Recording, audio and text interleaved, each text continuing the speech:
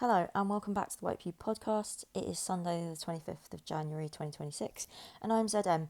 If you don't know, the White Pube is a website that I run with my friend and collaborator Gabrielle de la Puente. Gab's in Liverpool, I'm in London, and between these two cities we are in a long distance critical relationship. We take turns to write about the culture, whatever that might be. It could be art, it could be an exhibition, it could be a book, a film, telly, music, whatever takes our fancy on any given Sunday. We put the text version of those texts on thewhitepube.com or .co.uk, and this podcast feed is where we put the audio versions of those texts, so you can listen to us, the writers, read our own words in our own voices, if that is your format of preference, which it clearly is. So hello and welcome. I'll give you like a little, this isn't even a spoiler because the title of this text will tell you what this is about. It's about the sauna. I went to the sauna, and I thought it would be an interesting subject for a review. Stay tuned to the end after I read the text because I'll give you the little emoji to comment on the Instagram post. I have no idea what I'm going to post on Instagram because, like I said, my phone died and I don't have a picture of the sauna, so I've got to make something up. I've got to, I've got to spirit an image up out of the ether, God knows. But yeah, I'm going to get straight to reading and then give you the emoji and then let you get on with your Sunday. Okay. It is a Sunday evening and I am cold and wet. There is ice in the canal. The ducks walk around topside, confused. It is dark and my phone has died. I'm listening to traffic sounds. My nose is drippy. I sniff. I've come through the park, so there is mud on my socks somehow. But I'm trudging along the pavement with a towel in my bag and a swimming cosy under my jeans. I am trudging towards Hackney Wick's bathhouse. Inside, past the cafe and chessboards, past the sofas where people are lounging like cats, down the corridor, past the screen printing studio and a hairdresser's, out back to an old car park where there is a kiosk and a man standing behind the bench with a clipboard. I sign a waiver without reading it. I only see the phrase, extreme temperatures. I put my bag and my clothes and my dead phone into a wire locker with no lock. The only light is coming from those garden lights that turn on when someone walks past. I can see people moving around under those white beams, steam rising off their shoulders. My breath clouds in front of me. There are 5 sheds in the car park. They are in a semicircle around a big metal vat and a lump of astroturf. As I walk to the shed nearest me, I put my bare foot in a cold, muddy puddle. My toes feel invisible. The shed has a porch and I can see 3 figures coming out of the internal door. The glass is fogged. I wait for them to exit. I don't open the internal door until I have closed the external door. We must trap the heat. Then I'm in the sauna with my muddy foot and my cold nose, and I'm climbing to the top bench, sitting cross-legged and yogic so my bun scrapes the wood of the ceiling. There are many other people in the sauna around me. They are chatting and I am eavesdropping. I am thinking about how I am in the sauna. The air is warm on my face. It feels like I'm sitting in the sun. A friend told me that she goes to the sauna to feel alive because she doesn't do drugs anymore. The sauna is better than the club, she said. It's like a high. You feel powerfully, viscerally, energetically, spiritually alive. In Sweden, they come out of the sauna and roll around in the snow. Your body is used to the grey area. It's about swinging back and forth between extremities. In extremity, hot is hot and cold is cold.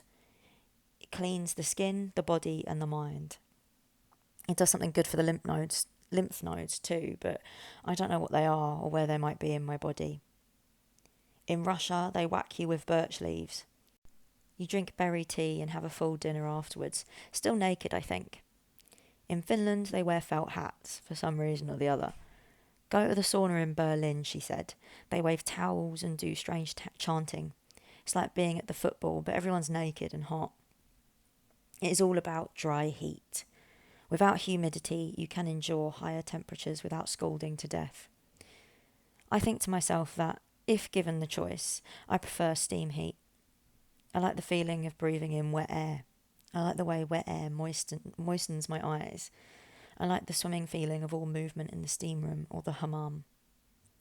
I like the way sound bends and echoes. In Morocco, in the hammams, you lie on a marble slab while someone pours endless buckets of water on you. There is some kind of soap sud situation that scrubs off all your dead skin. You leave so smooth you're practically squeaking. You feel clean in every crevice. That must be how cars feel when someone comes at them with a chamois cloth. That must be what washing machines feel like after cow gone. I am listening to a girl talk about going to the studio and working out her frustrations. I assume that she is an artist experiencing practice-based catharsis, but it becomes clear that she is actually talking about a Pilates studio where she is involved in some sort of content creation. Behind the stove there is a large window. I gaze out and see women in bikinis under the garden lights. They are drinking tea from camping mugs. One of them is tugging on a vape. Someone next to me says, "The first sauna is always the hottest," and I notice that my necklace is so hot it is relieving red welts on my chest. The Pilates content creator is talking about a situation with a new romance that makes her feel like she is flying. My arms are shimmering in dew. My body is slippy with whatever is left over from the cocoa butter I rubbed in this morning. I feel like I have been personally lubed up. Another girl across from me is wearing a headband with a cartoon frog face. The frog is holding back her baby hairs. The frog is three-dimensional. The frog turns to me and winks. I slip down the wooden levels, out the door, and it is raining cold plops on my sizzling hot skin. I look at my arm and it is steaming, like the way a dumpling would steam in a basket, like I am dim sum. It is very midwinter. I stand in the puddle again. My toes feel like they have been underlined. I smell like hot tarmac and sweat and biscuits because of the re-moistened cocoa butter. I wipe the butter dew layer off with my towel and go over to the showers. I don't stand to the side and wait to test the water. I just press the button and wait for a surprise. I yelp like a kicked dog. A middle-aged woman in a wraparound swimming costume giggles and then nods at me knowingly. I cannot escape the cold shower because the powerful jet is pinning me still and I am probably in a mild state of shock. I look up at the sky and I see stars.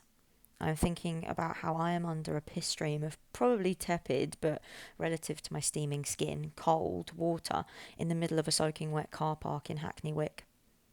My hairs are plastered to my face and the water is in my mouth.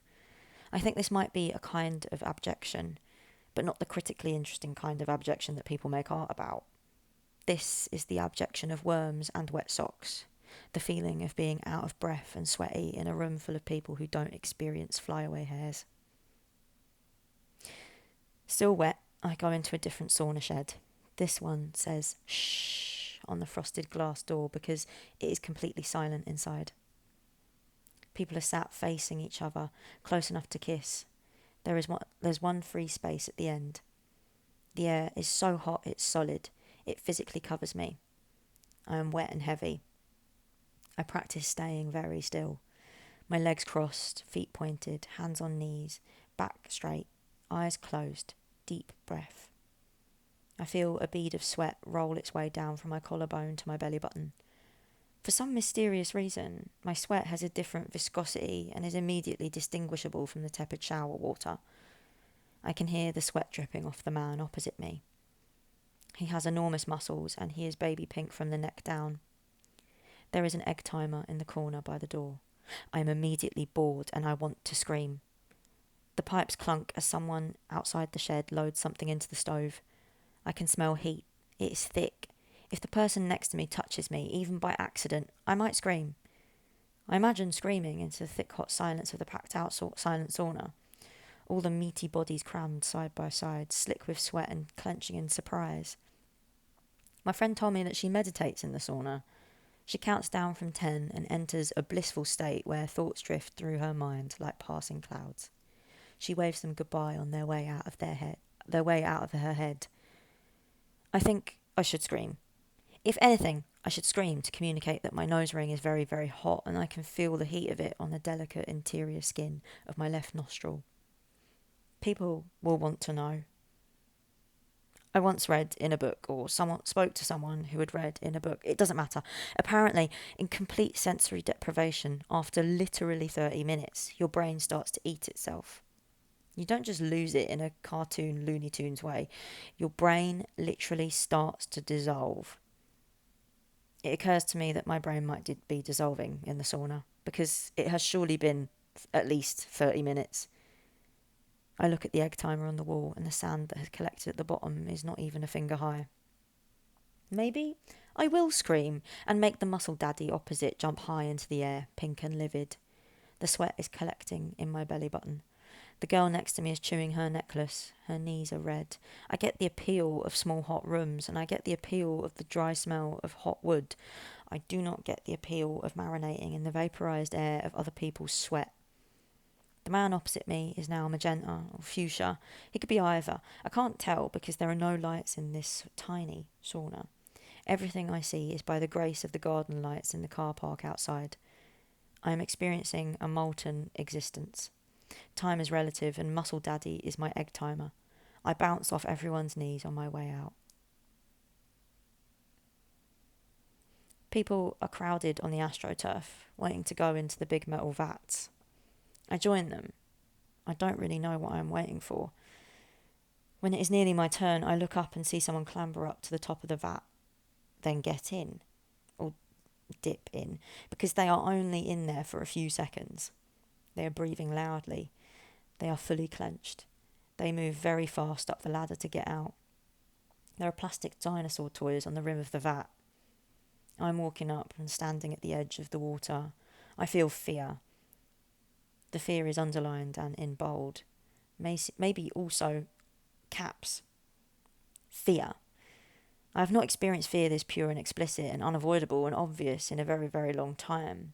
I realise that I'm more used to feeling fear on a chronic dread-like scale. Low level, white noise fear. I have learned to drown out fear, push past it so I can get on with things.